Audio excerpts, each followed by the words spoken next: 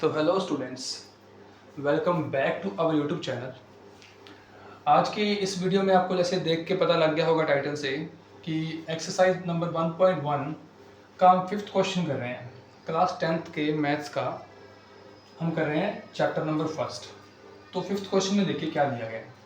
लिखा है कि check whether 6 raise to power n can end with the digit 0 for any natural number n। मतलब कोई भी नेचुरल नंबर n हो उसके लिए क्या 6 की पावर n को हम सॉल्व करें तो क्या उसके एंड में डिजिट 0 आ सकता है। मतलब क्या बोल रहा है क्वेश्चन में कि 6 की पावर n है, ठीक है। तो 6 की पावर अगर 1 करूं तो कितना आता है 6। 6 की पावर 2 करूं तो कितना आता है 6 मल्टीप्लाई 6 मतलब 36। फिर 6 की पावर अगर 3 करूं तो आता है 6 मल्टीप्लाई 6 मल्टीप्लाई 6 मतलब 6 6 36 36 6 क्या होता है 216। तो आप देख सकते हो कि अगर मैं इसकी n की वैल्यूज पुट करता जाऊं, नेचुरल नंबर कोई भी नेचुरल नंबर क्या होते हैं 1 2 3 4 5, मतलब पूरी जो आपकी काउंटिंग है जो 1 से स्टार्ट होती है और इनफाइनाइट तक अनंत तक चलती है उसको क्या बोलते हैं नेचुरल नंबर्स बोलते हैं। तो नेचुरल नंबर किसी भी नेचुरल नंबर के लिए n की वैल्यू के लिए क्या 6 की पावर कभी कभी भी ऐसी वैल्यू दे सकती है जिसमें 0 आता है। ये हमने चेक करना है, हमें इसका प्रूफ देना है कि क्या ऐसा हो सकता है। तो चलिए देखते हैं। इसको जानने से पहले ना आपको एक बेसिक सी बात पता होनी चाहिए कि आपने नोटिस किया होगा कि कोई भी नंबर जिसके एंड में 0 आता है उसके जो प्राइम फैक्टर होते हैं ना उसमें आता है 2 मल्टीप्लाई 5 इज इक्वल टू 10 होता है ना। क्योंकि किसी भी संख्या के प्राइम नंबर, किसी भी जो नंबर है उसके प्राइम जो फैक्टर्स हैं अगर उसमें 2 और 5 दोनों आ रहे हैं तो एंड में 0 जरूर आएगा। तो हम देखते हैं इस क्वेश्चन में कैसे करेंगे। इस क्वेश्चन का सॉल्यूशन करते हैं। देखो हम क्या लिखेंगे इसमें, तो हम लिखेंगे we know that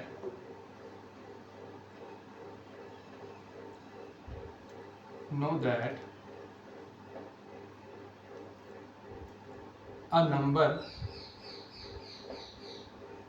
must have 2 and 5 as 2 and 5 as its prime factors।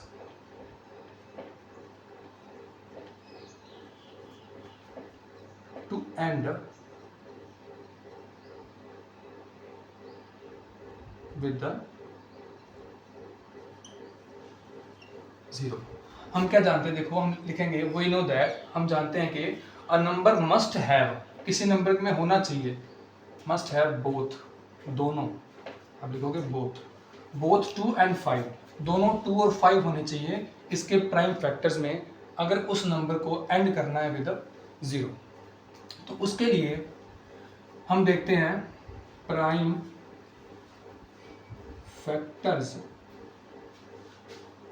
Of 6 are. So prime factors of 6 क्या बनेंगे, 6 के प्राइम फैक्टर्स करेंगे तो आएगा 2 3 और 1। 6 इज इक्वल टू आया 2 मल्टीप्लाई 3। तो आपको 2 तो दिख रहा है पर क्या इसके प्राइम फैक्टर में 5 है, हमें नहीं दिख रहा ना 5। अगर किसी भी संख्या के प्राइम फैक्टर्स में 2 और 5 दोनों नहीं है, अकेला 5 है या अकेला 2 है ये ज़रूरी नहीं है, पर दोनों होने ज़रूरी हैं। अगर दोनों हैं तो हम बोल सकते हैं कि उसका जो मतलब कि उसको सॉल्व करने पे क्या आएगा एंड में 0 पक्का आएगा, ये श्योरिटी है। अगर 5 और 2 दोनों है तो नहीं है तो हम क्या लिख देंगे since 6 don't have both 2 and 5 as its prime factors, so it can not end with the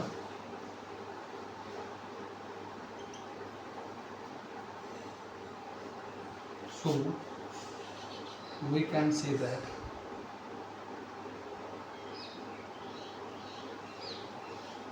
six raised to power n cannot end with the digit 0। तो ये हमें चेक करना था कि क्या 6 raise to power n end कर सकता है विद डिजिट 0। तो हमने चेक किया तो 6 raise to power n digit 0 के साथ एंड नहीं कर सकता। तो उम्मीद है आपको ये क्वेश्चन समझ में आया होगा। तो चलिए इसके नेक्स्ट क्वेश्चन देखते हैं क्या है। तो नेक्स्ट क्वेश्चन है हमारे पास सिक्स्थ क्वेश्चन एक्सरसाइज नंबर 1.1 का। इसमें लिखा गया है कि explain why 7 multiply 11 multiply 13 plus 13 and 7 multiply 6 multiply 5 multiply 4 multiply 3 multiply 2 multiply 1 plus 5 are composite numbers.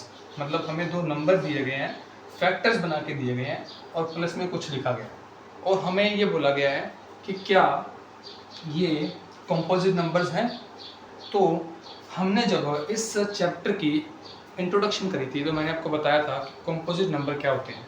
Composite number वो होते हैं जिनमें क्या हो, फैक्टर्स होने चाहिए other than one and itself. मतलब खुद के अलावा और वन के अलावा फैक्टर होने चाहिए। जैसे मेरे पास 3 है, 3 एक प्राइम नंबर क्योंकि इसके फैक्टर्स हैं 1 और 3। ऐसे ही 2 है, ये एक प्राइम नंबर है, इसके फैक्टर्स हैं 1 और 2। पर इसके ऑन द अदर हैंड हम देखेंगे तो 4 के फैक्टर्स देखो क्या है। 4 का फैक्टर 1 भी है, 2 है और 4 है। तो इसका ये 1 तो फैक्टर है, खुद भी है, उसके अलावा भी कोई फैक्टर आ रहा है ना, तो ये क्या है, एक कॉम्पोजिट नंबर है। एग्जाम्पल के तौर पे और एक ले लेते हैं, एग्जाम्पल 6। अब 6 के जो फैक्टर हैं देखो क्या है, क्या है 1 2 3 और 6। मतलब खुद तो है ही है, 1 भी है, उसके अलावा और फैक्टर्स भी इसके हैं। तो ये एक कॉम्पोजिट नंबर है। तो कॉम्पोजिट नंबर आपको पता लग गया होगा। तो यही प्रूव करना है कि क्या एक्सप्लेन करना है कि क्यों कॉम्पोजिट नंबर है। तो ये बात प्रूव कर देंगे कि इनमें फैक्टर्स आ रहे हैं 1 और खुद के अलावा। पहले हम इनको नंबर्स बनाएंगे। देखो हम लेट कर देते हैं पहले, let x is equal to 7 multiply 11 multiply 13 plus 13 and y is equal to 7 multiply 6 5 4 3 2 1 plus 5। तो हम पहले x को लेते हैं, x इज इक्वल टू आएगा, फिर x इज इक्वल टू आ जाएगा। देखो अब 7 मल्टीप्लाई 11 मल्टीप्लाई 13 प्लस 13 इन दोनों में कॉमन क्या है 13। तो मैं 13 क्या लूँगा कॉमन, लिखूँगा 7 मल्टीप्लाई 11 मल्टीप्लाई 13 की जगह तो मैंने कॉमन लिया है, यहाँ से तो 13 को उठा लिया। तो 13 के टेबल पे 13 हमारे पास आता है 1 पे, तो यहाँ बच जाएगा 1 प्लस में यहाँ भी कितना बच जाएगा 1। सेम y का करेंगे, दोनों में क्या कॉमन है, देखो दोनों में कॉमन है 5, ये 5 दोनों में कॉमन है। तो 5 लिखूंगा मैं और लिखूंगा यहाँ पे 7 मल्टीप्लाई 6 मल्टीप्लाई 5 के जगह पे क्या आ जाएगा 1, क्योंकि 5 मैंने कॉमन लिया है। मल्टीप्लाई में 4 मल्टीप्लाई 3 मल्टीप्लाई 2 मल्टीप्लाई 1 प्लस यहाँ 5 के जगह पे क्या आएगा 1। अब इसको सॉल्व करते हैं तो हमारे पास आता है 13 ब्रैकेट में 7 मल्टीप्लाई 11 77 मल्टीप्लाई 1 77 प्लस 1, तो ये बन जाएगा 13 मल्टीप्लाई 78। अब 78 जो है इसमें इसको मैं क्या लिख सकता हूँ, 78 को मैं लिख सकता हूँ 13 मल्टीप्लाई 39 मल्टीप्लाई 2, और इसको भी मैं लिख सकता हूँ 13 multiply 13 multiply 3 multiply 2।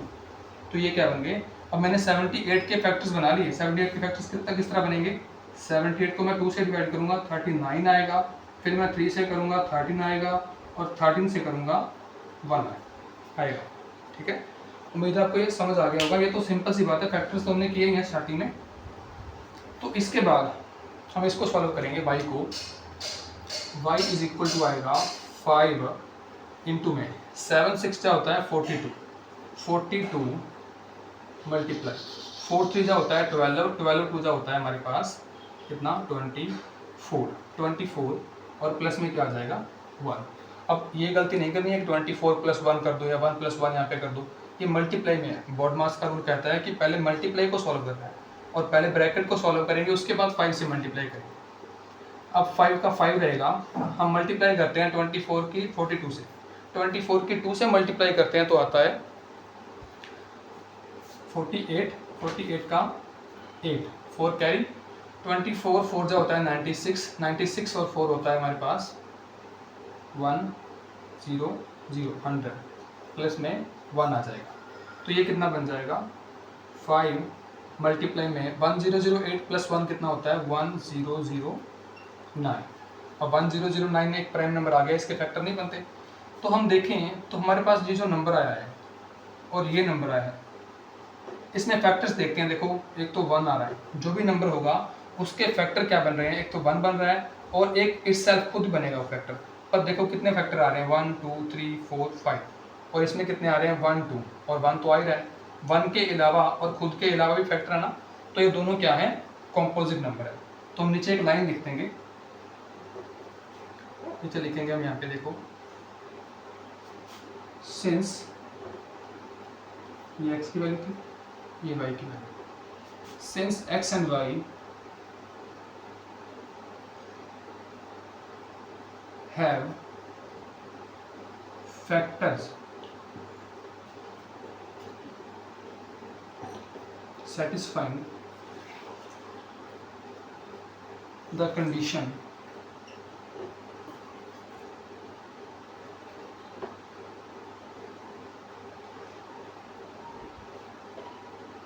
necessary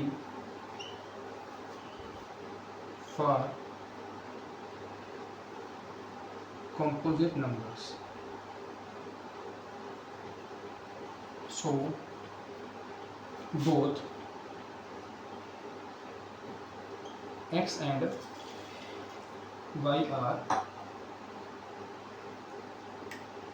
composite numbers. तो ये हमें क्या करना था, एक्सप्लेन करना था, तो हमने एक्सप्लेन कर दिया। तो x और y दोनों क्या है कॉम्पोजिट नंबर है। ये किस कारण है ये आपको पता लग गया, ठीक है। तो ये क्वेश्चन आपको समझ आया होगा, मेरे हिसाब से तो आ गया होगा समझ आपको। तो इससे जो नेक्स्ट क्वेश्चन है वो नेक्स्ट वीडियो में करेंगे। और इस तरह की वीडियोस के लिए हमारे चैनल को सब्सक्राइब कीजिए, हमारी वीडियो को लाइक करिए और जितना हो सकता है सपोर्ट करिए। Thank you students.